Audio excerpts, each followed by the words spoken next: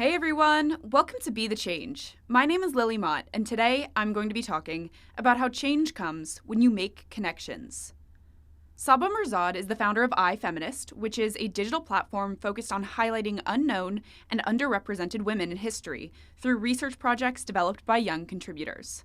So, without further ado, let's get started with this episode featuring Saba Mehrzad.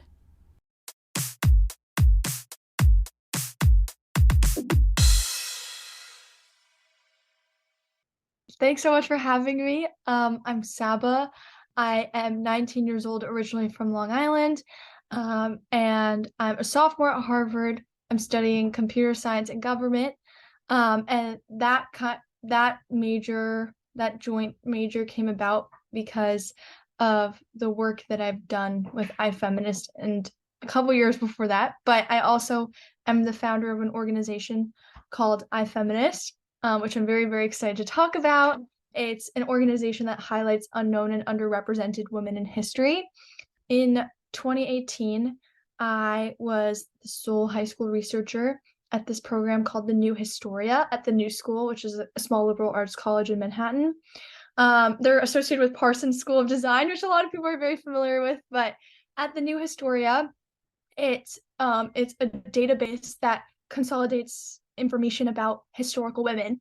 And there, I literally that opportunity just fell into my lap because my school librarian, who I loved, was connected with the professor that ran that program. So I was super, super lucky. Something like that worked out for me. And when I got there, and started doing work with them, they told me that I could just focus on whoever I wanted and study whoever I wanted. And I was like in 10th grade. I had no idea, but I knew that I wanted to study Iranian women because I'm Iranian.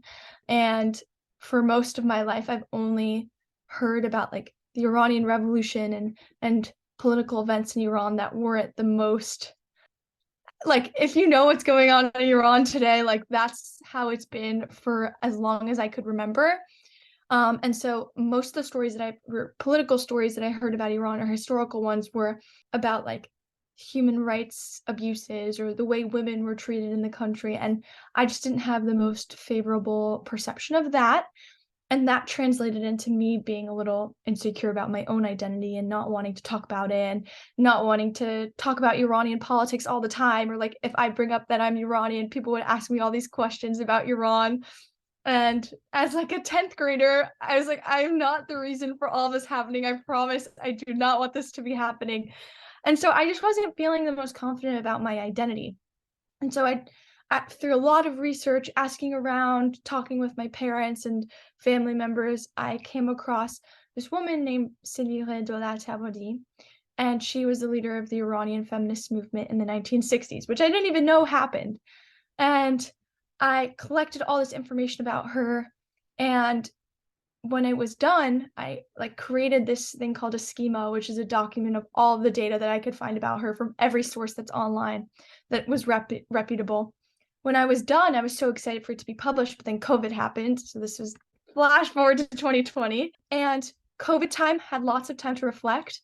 And I realized that being able to study someone that looks like me and had the same aspirations as me and the beliefs as me was just really inspiring and such a unique experience. Like this would not have happened if my school librarian didn't know someone, or if I didn't even become friends with my school librarian.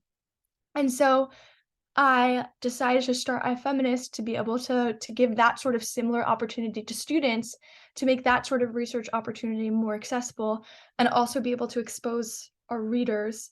At the time, didn't know we'd have that many our readers to women that they identify with. So the first article on there is an article that I wrote through the data that I collected about Sidi Redoya Tabodi, and it just like grew from there.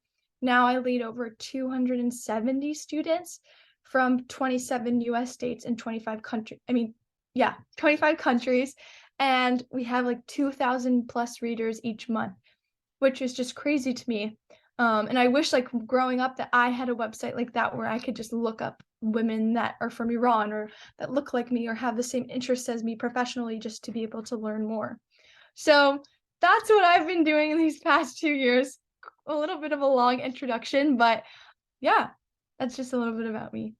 That's perfect. That's a great way to get started. So, tell me more about iFeminist and the content that you're producing. What does the day to day look like for you? I'd love to just get the whole scoop on iFeminist and what the process looks like to create that content. Yeah, so primarily our platform is a website, ifeminist.org, if anyone wants to check it out. And what we do is we publish articles weekly. So 3 times a week, we publish articles about women in history that our writers write articles about. But sounds easy. Sounds like it would be very straightforward, but there's a lot of organization that goes along with it. So I currently run 7 teams within iFeminist. We have research, so those include like our research directors that oversee our 7 or 8 editors, and our editors are editing the articles that we receive from our writers every other month. And then we have web development. They code our website because it's hard coded. Because iFeminist kind of started as me wanting to publish my own articles through a website that I coded. So overseeing them.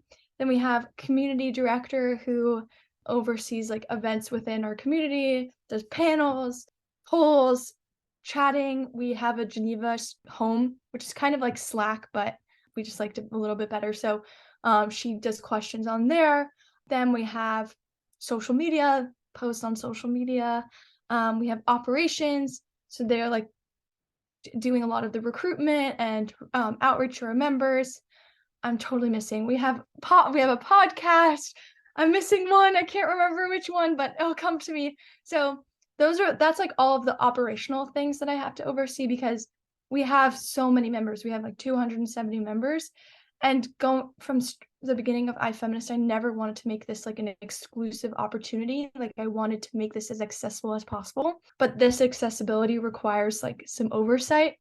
So that's why there's so many like operational things going on. But we receive the articles from our writers and then who are technically on the research team. Then they're edited by our editors and then they're sent to our web development team, which then puts them on our website. So that's kind of like an overview of iFeminist, but then we also have a lot of other things going on. Like we run events through our community team.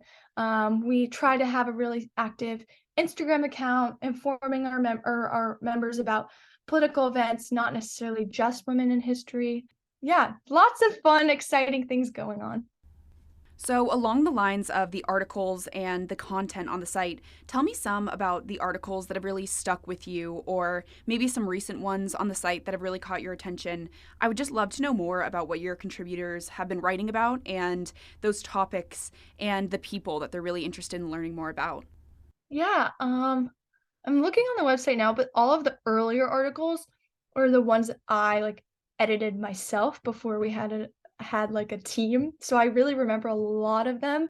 Faith Ringgold is she's like an activist and an artist, and she was one of the earliest articles that were written, and she like her artwork was so vivid. And I remember this was like I was coding the website at this time too, so I was like having to explore like inputting photos and trying to like format them while coding them.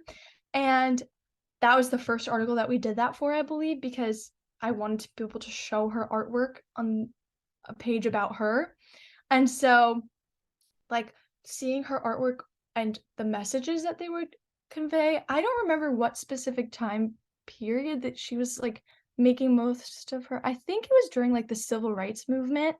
So obviously lots going on in America regarding race. So I felt like her, and I was editing this at the time where the Black Lives Matter movement in 2020 was really at its peak. So everything felt like extremely relevant to what was going on in the world. And so like seeing her paintings from like 6 years earlier and then associating them with what was going on in the US and being able to learn from someone like her was just really, really inspiring. And then I remember a few months later, I went to the MoMA and she had one of her paintings there and it was huge. And it was just like such a personal moment because I knew that if I hadn't done iFeminist or hadn't come across this article, like I wouldn't have known what the significance was. So that was definitely one that really, like, I still really think about a lot just because of the connection that it made to me. And also, I think another one that I really like, and this is kind of like basic, I think, for someone who's really into women's history, but Rosalind Franklin, she was like the person who had taken that famous photograph of DNA that Watson and Crick eventually used to talk about like the shape of DNA. And she used something called X-ray crystallography. I don't 100% understand it anymore. I used to be able to like tell you all the specific things that happened about it, but it was a really, really difficult way to photograph, especially at the time. There wasn't the technology that we had today. So she was like the expert in her field and took this photo of DNA, which then led to the huge discovery of its shape. And I remember learning about her in my like biology classroom in high school. And eventually there was an article put up about her. And so that, like, really her photo was stolen from her desk by someone in her own lab, and then that was passed on to Watson and Crick and eventually used in their paper, and they were awarded the Nobel Prize, but she didn't receive it, and I'm pretty sure at the time she also had passed away, and likely due to the radiation that she received from taking those types of images with X-rays, 'cause she had cancer, and so, like, learning about the sort of injustices and how these 2 men were credited with such a fantastic discovery, but she wasn't, was kind of like the crux of what I wanted to be able to solve with iFeminist, to be able to highlight women that weren't given when credit was due, and also be able to highlight women that have made really wonderful achievements for humanity. So there's an article about that as well that I was editing, and now I don't do all the editing. Sometimes I do like really, really minor editing, but now it's mostly like operational work, but at the time I was like really in the nitty-gritty of editing. And so I remember reading that one and reaching out to my AP biology teacher and like showing it to her and asking for advice and all that. So those two are definitely some of my favorites. That's so interesting. Thank you for sharing those. I have one more question for you. Lots of young people, especially high school students, college students, want to create change and want to make a difference, but they may not know how to get started with that work. Do you have any advice for those people who may be listening? Yeah. I think hmm, I first would say to try to hone in on what specifically they're really passionate about. I think for me, like since I was in 10th grade, I knew that I was really, really passionate about women's equality. And then from there on, I wanted to search for what I could do in my community to contribute. And so I like joined a school club that was focused on like a forum for women. And then from there, I started reading about like feminism and I started reading about the movement and learning more and talking to my teachers. That's how I first got connected with my school librarian because she studied women's studies and I wanted to be able to talk to someone that had studied that in depth. And I think being able to first hone in on what you're really passionate about can create a whole snowball if you just go out and go for it. And so I think like I started off small. Like I first went to my school club. I became really interested in what my school was doing. And then I wanted to talk to my teachers who were informed about these issues that I was passionate about.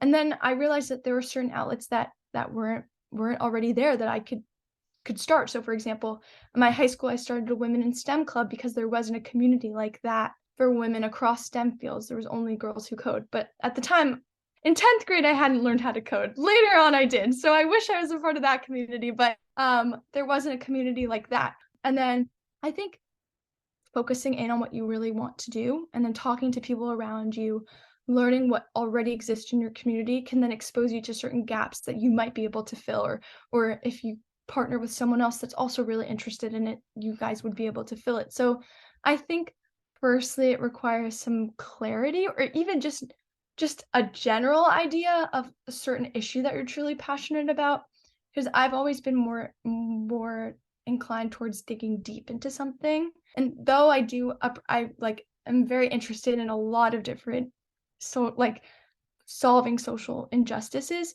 most of my work has been dedicated towards women's issues. And so that is how I've seen it become more like effective if you put most of your energy into one thing rather than a lot of other things. Even though that has its own merits, that's just for me. That's just how I feel. I would say start small, start with your community, and then see if there are any gaps that you notice while you're doing your own work in your own community, and you can be able to discuss with other people and brainstorm how you can be able to fill in those gaps.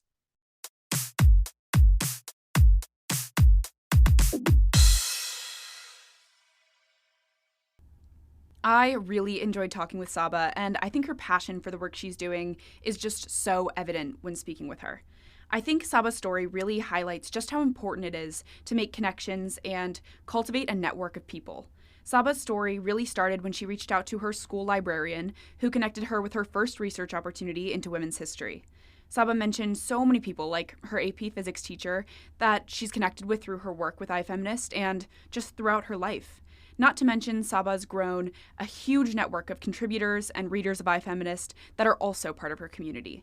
She has shared her work with so many people and has really benefited from cultivating great connections and seeing where they take her.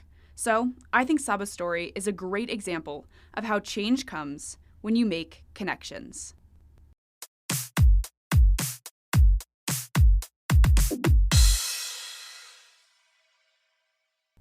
Thank you so much for listening to this episode, and you can find Saba on Instagram at Saba Mehrzad _ to get connected with her. You can also find iFeminist on Instagram at iFeministOfficial to learn more about the platform. If you want to talk about anything I mentioned, please reach out to me by email at lily@bethechangepodcast.org or on Instagram at bethechangepodcast. Tune in for my next episode, but until then, be the change you wish to see in the world. Bye, guys.